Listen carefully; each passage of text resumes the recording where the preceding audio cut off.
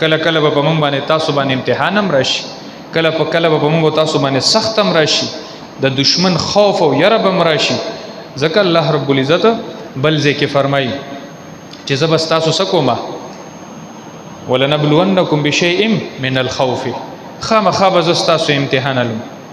من الخوف پس سره په خوف او په یره سره، من الخوف والجوع، دا خوف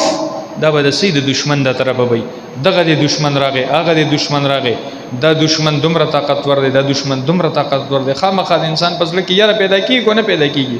د دشمن د دغه یری یعنی ستاسو په دې زړونو کې چې پریوزي په دې طریقه به الله رب العزت فرمای چې زه به ګوره ستاسو امتحان علم، خو تاسو به په زړونو کې یره،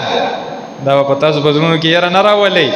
زمانه سپاتی کیږي، ستانه سپاتی کیږي، ته مسلمانی زه مسلمانیم، مونږ او تاسو د آخرت لپاره پیدا یو، دنیا کې زمونږ او تاسو د ژوند د صرف او صرف د الله رب العزت د بندګۍ لپاره دی، او زمونږ او تاسو مستقل ژوند هغه د آخرت ژوند دی. نو زموږ او ستانه بیا سپاتی کیږي،